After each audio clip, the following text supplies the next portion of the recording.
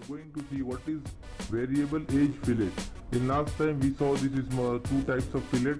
So now we will see another fillet. So select fillet. The second one is variable size. If we will select variable size, we will convert this edge. Okay. Select this edge. Now in variable size, you can give the different fillet in different position. Now select. If I select this edge, there are 5 points, 3 points. This is initial point. Then 1, 2, 3, and 4. So you can directly click on this unassigned and select radius 10 mm. Now select. I think this is bigger. Select 5 mm. See, now here unassigned, select 10 mm, and this third point, select unassigned, let's say 10 mm, and this is the last one. For fourth one, select unassigned, select 5 mm.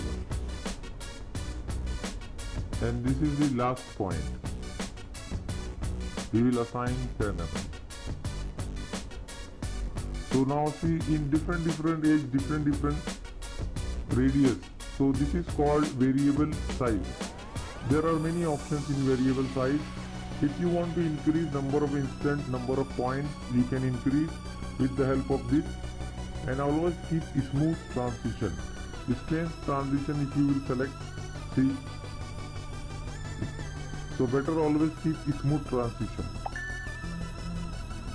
If you want to increase, select the number of instance. See, it's going to increase the points. So this is called variable transition.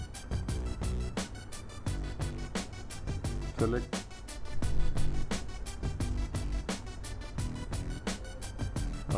We did not define these 2 points, so just reduce these 2 points. Then select OK. Some radius are too large, so we have to decrease. Let's say 5 mm, 5 mm, and this end is also 5 mm, because it.